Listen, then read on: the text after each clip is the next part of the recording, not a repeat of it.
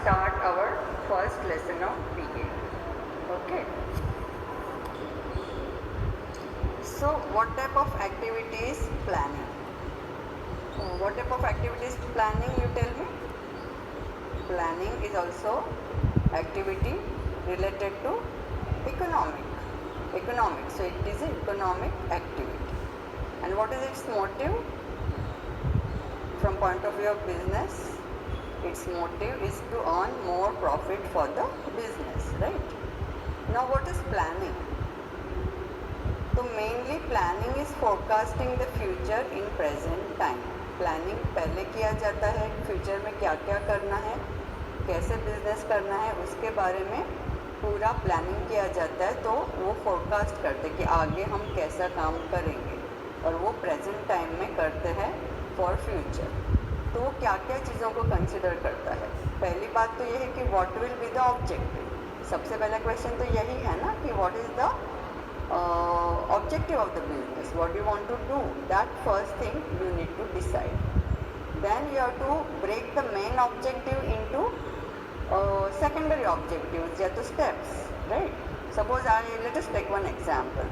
Suppose let us take a very simple objective. Suppose let us say कि I want to do the business of the running the vans for the school, है ना. School के लिए जो vans वाले होते हैं, मुझे वैन का अगर बिजनेस करना है तो what is my objective? To do the business of taking children to the school, right. तो उसके लिए मुझे फिर क्या क्या, वो मेरा मेन ऑब्जेक्टिव है, लेकिन उस ऑब्जेक्टिव को फिर मेरे को ब्रेकअप करना पड़ेगा ना, कि कैसे मेरा कैपिटल के बारे में सोचना है, वो कहाँ से आएगा, फिर मेरे व्हीकल कौन से होंगे, वैन होगा कि क्या होगा, रिक्शा होगा, उसके बारे में मुझे सोचना है. तो इस तरीके से क्या मैं खुद चलाऊंगा कि मैं ड्राइवर्स रखूंगा, एक ही वैन रखूंगा, ज़्यादा वैन्स रखूंगा, ऐसे बहुत सारे चीज़ों के बारे में मुझे सोचना पड़ेगा. तो if I am going to have let us से 4 वैन्स, तो उसके लिए मुझे छोटे बच्चों का काम है, तो एक वैन में ड्राइवर भी चाहिए, हेल्पर भी चाहिए. तो ये तो एक सिंपल एग्जांपल हम दे रहे हैं. तो पहले तो हमको ऑब्जेक्टिव के बारे में सोचना है. Once the objective is clear, we need to decide who will do what, right. तो मार्केटिंग के लिए मैं किसी और को रखूँगा, ड्राइवर्स होंगे, हेल्पर्स होंगे, तो वो लोग हर एक जन का काम क्या होगा, who will do what, how and to what extent, what will be the profile of his job profile, क्या करना है और कितना करना है, when, कौन से टाइम में करना है. देखो, whenever you are doing business, first thing that you need to think about is what? Planning. और after planning, when you actually start your work, पहला क्वेश्चन ही कौन सा होता है? about money. तो किसको कौन सा काम कब करना है. सबसे पहले तो you have to arrange for money, then you have to arrange for your infrastructure. जैसे हमारे बिजनेस की, हमने अगर हम छोटे से बिजनेस की बात करते हैं वैन के, तो हमारा इंफ्रास्ट्रक्चर है कि हमारे जो चार्ज चाहिए या कितने वैन्स चाहिए, it will depend upon again the capital. फिर उसके बारे में various alternatives are to be considered. जैसे अगर कैपिटल कम है तो वैन के बदले रिक्शा, इस तरह से अलग अलग alternative. And best one needs to be selected. और उस प्लान को, जो भी आपके अल्टरनेटिव्स है उनको, हाँ आप क्या बोलोगे. सपोज मेरे पास 3 अल्टरनेटिव्स हैं, तो मैं क्या बोलूँगी? Plan A, plan B, plan C. And then whatever suitable best alternative that needs to be selected. तो ये हो गया अपना what is planning. Okay, now we going to see कि what is the concept of planning. तो पहला चीज़ है concept of planning में आप क्या लिखोगे? First thing is to decide the objective. उसके सिवा कुछ नहीं होगा. First you have to decide the objective, right? Then you decide the main objective into different activities. उसको बोला जाता है सबऑर्डिनेट ऑब्जेक्टिव में उसको डिवाइड करो मेन को. तो उसके बारे में every work can be like an activity. Each work is like an activity. तो divide it in activities, then gather information. If I am saying okay, I want to run the business of van, I need to gather all the information about like what are the safety measures that I need to follow, what are the fees that I need to charge, right? So what are the schools, from where will I get the students, तो ये सब पूरा मुझे information gather करना चाहिए about each activity. अगर capital का करना है तो उसकी पूरा इन्फॉर्मेशन करो कि लोन लेना है, कौन से बैंक में से कौन से रेट पे, इंटरेस्ट रेट पे मिलता है, ये सब मुझे हर एक्टिविटी का जहाँ पे ख्याल आएगा तो उसके बारे में मुझे क्या गैदर करना पड़ेगा, इन्फॉर्मेशन गैदर करना पड़ेगा, और वो इन्फॉर्मेशन सही होना चाहिए। कंसिडर अल्टरनेटिव्स, जैसे हमने लोन के बारे में बात की तो वो अलग अलग बैंक्स के बारे में आप सोच सकते हो, अलग अलग अल्टरनेटिव्स वो आपके हो जाएंगे। सिर्फ बैंक्स नहीं, अगर आपको कैपिटल की बात है तो कितना कैपिटल आपको फैमिली और फ्रेंड्स से मिल सकता है, वो सब कुछ आप सोच सकते हो। तो you need to think about alternatives, select the best alternative. Okay, so after thinking about the alternatives you have to select the best alternative. So planning is a function of selection. Why planning is a function of selection? Because you always think about alternatives and then you select the best alternative. That's why planning is a function of selection. If it is asked for 2 marks, you are getting the answer here. So why planning is called the function of selection? That answer you are easily able to get here. Now we are going to look at the definition of planning. So what is the definition of planning according to Bill Gates? Bill Gates is saying task of planning is choosing. Selection की बात आ गई यहाँ से फिर से। Task of planning is choosing. George Terry ने क्या बोला है? Function of planning means assumption for results, policy to be followed, stages to be decided and the method to be followed. ये जॉर्ज टेरी ने बोला। उसने कैसे कैसे बोला है?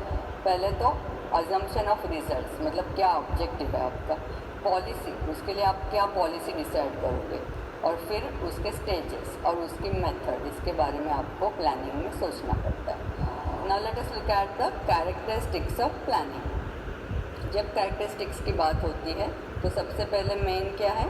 Universal, right. मैनेजमेंट हमने ऑलरेडी जाना है कि वो यूनिवर्सल है, तो उसी का एक पार्ट क्या है? प्लानिंग है। तो it is also universal process, मतलब हर जगह पे ये यूज़ होती है।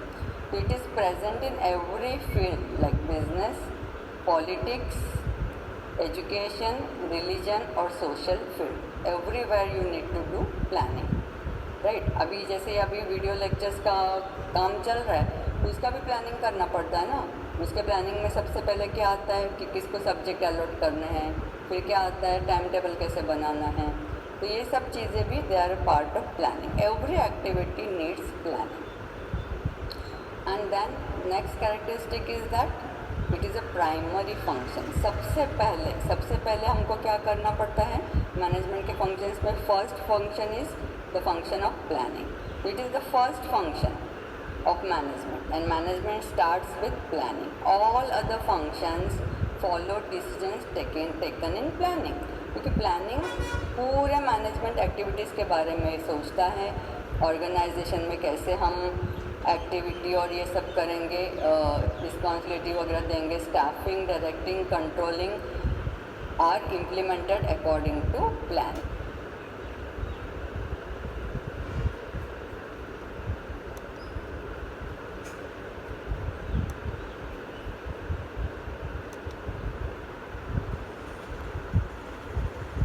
Okay, so we have seen the definition, we have looked at the characteristics, we are looking at the characteristics, so we'll move ahead. The first one is what? Universal process. Second was primary function.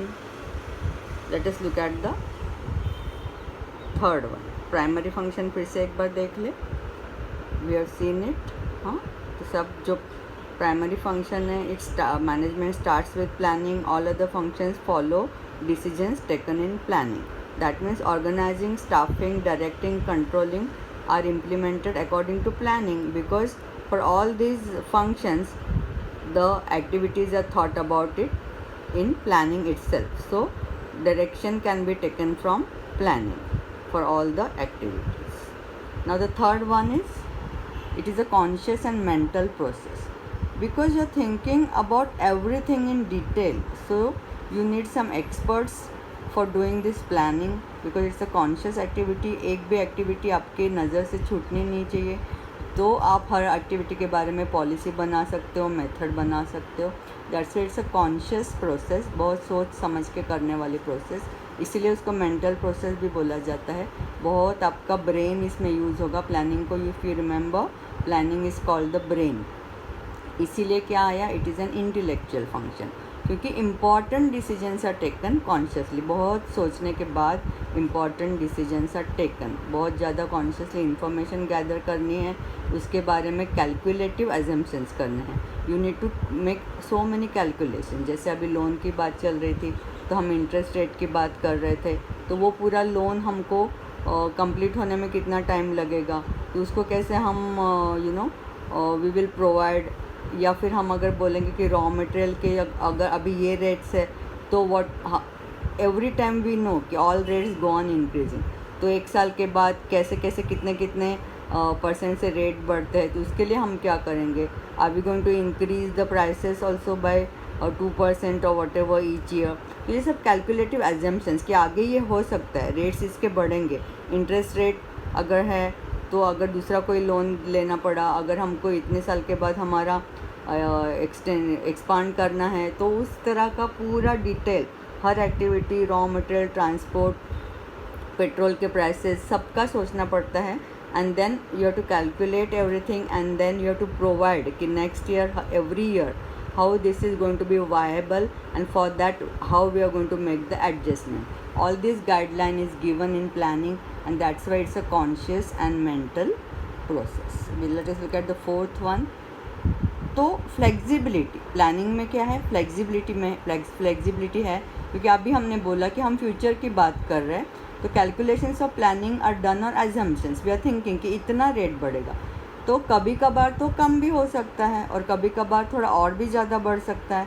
तो these are all assumptions because many external factors affect the business enterprise, because all these decisions about the rates are taken by the government. वो government is not the part of our business, so it's an external factor, तो वो अपने हाथ में नहीं है. तो necessary changes have to be made according to time, situation and changing circumstances, but all of this is thought about in planning, and that's why flexibility is a precondition of planning.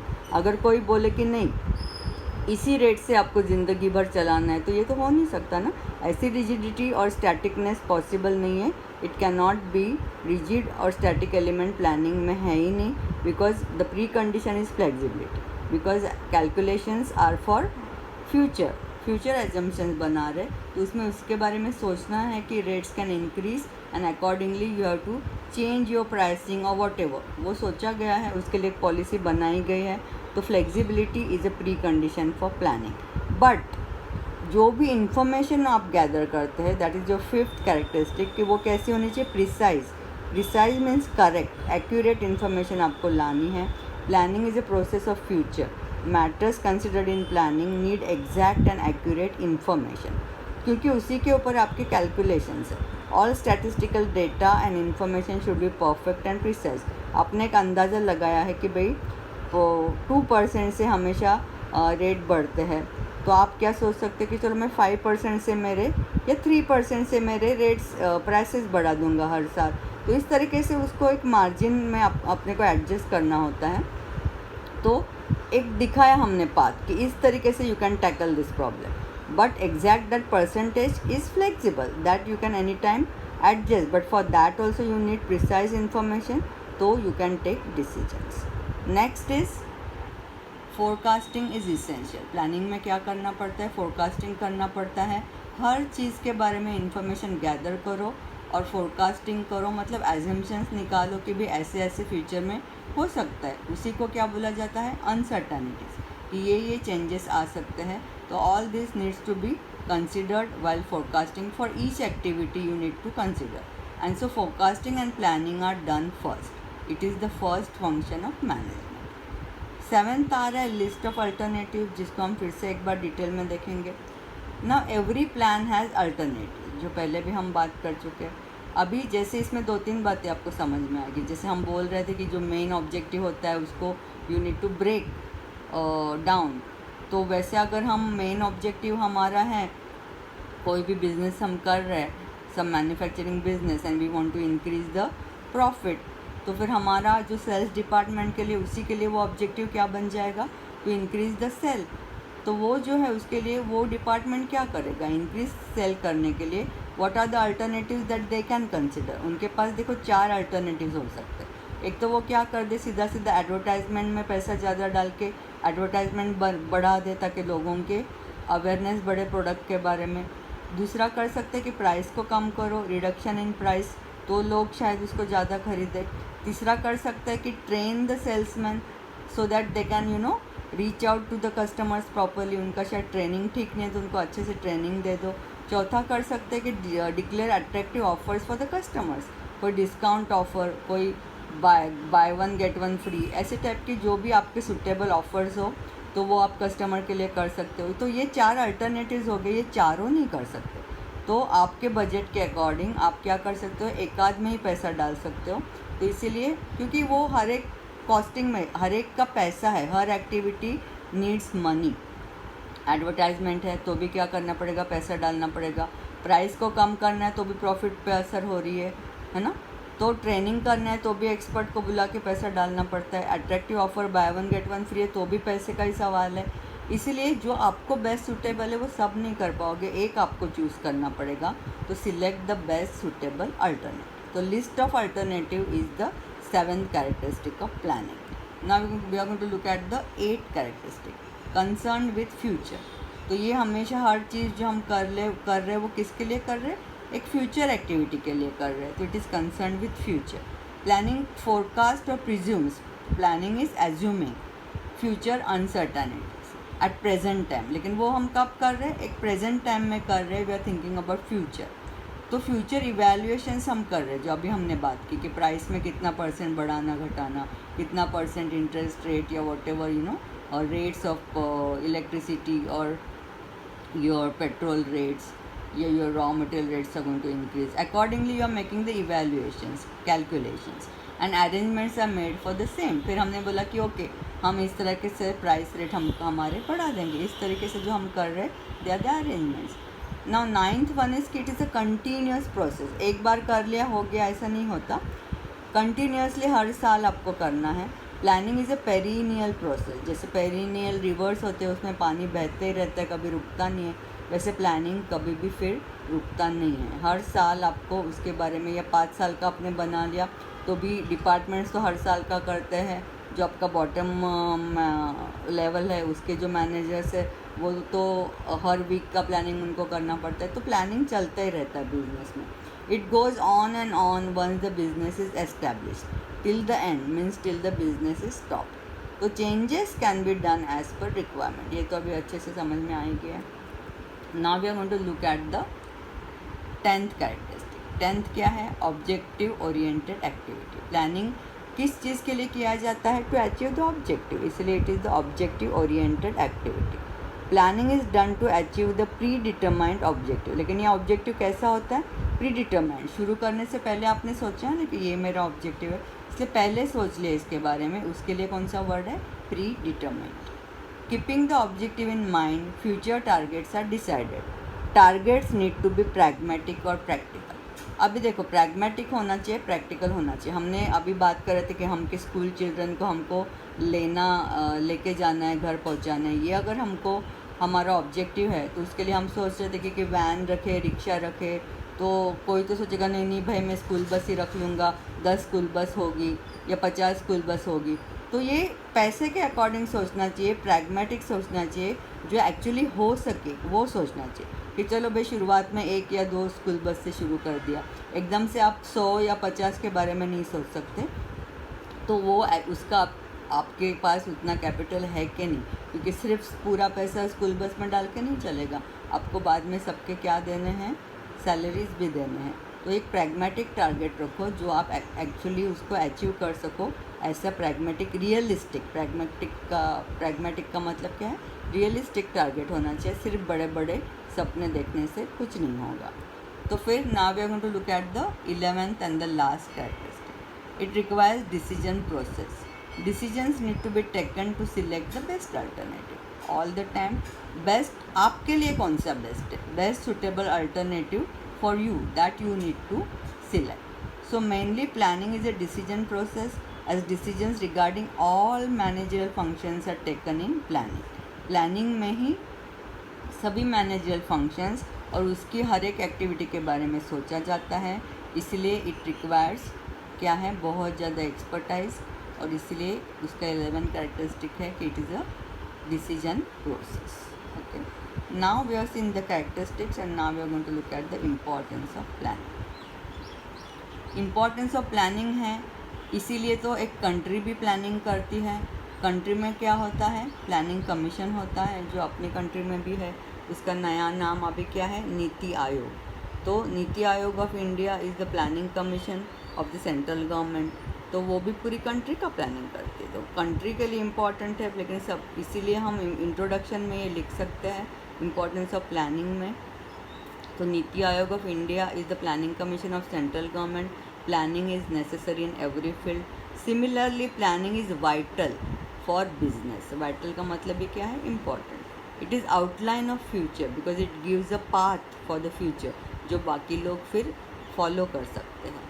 तो importance of planning will be clear from following points. अभी introduction लिखने के बाद one by one we are going to give the points. All activities are done systematically. जब आप planning करके पूरा path chalk out करते हो तो फिर वहाँ पे किसी को भी क्या होगा, कन्फ्यूजन नहीं होगा और सिस्टमेटिकली काम चलेगा. Wastage of resources is avoided because you have thought in planning exactly कि हु विल डू वॉट. नहीं तो क्या होगा कि एक आदमी दो आदमी एक ही काम कर रहे हैं, उनको पता ही नहीं है. तो इस तरीके से क्या हो गया, वेस्टेज ऑफ इफोर्ट हो जाएगा. इसलिए कोई भी रिसोर्स का वेस्टेज होता नहीं जब अच्छे से प्लानिंग किया जाता है. Planning helps in reduction of future uncertainties, helps to reduce future uncertainties because we have thought about कि अगर ऐसा हो तो क्या करेंगे. प्लानिंग लीड्स टू प्रिसीजन, इसीलिए उसमें क्या आ जाता है, exactness. Precision is what, exactness आ जाता है. Useful for accomplishment of objectives and that's why it makes easy to accomplish the objectives को पूरा करने में वो हेल्प करता है. Smoothness in other managerial functions. Why, because we have thought about all managerial functions and each and every activity during planning itself. इसलिए बाद में क्या आता है, उसमें स्मूथनेस आता है. They just need to follow it. Planning improve the cooperation of employ, क्योंकि उनको क्या है, देखो एम्प्लॉयज़ का क्या होता है कि if they are not given the exact instructions then they get confuse और उनका भी टाइम वेस्ट होता है. They are not clear about what to do, तो फिर उनका कोऑपरेशन भी मिलता नहीं है. बट जब आप उनको प्लानिंग अच्छे से करके क्लियर कट इंस्ट्रक्शंस देते हो तो क्या मिलता है, उनका कोऑपरेशन मिलता है. वो भी एक दूसरे को अच्छे से कोऑपरेट करते हैं, यानी कि एक दूसरे को काम में मदद करते हैं. मदद करना मतलब आप एक का काम हमेशा दूसरे के काम पे डिपेंड करता है, तो दोनों को एक दूसरे को साथ में लेते हुए काम करना है, उसको बोला जाता है cooperation. Effective control is possible.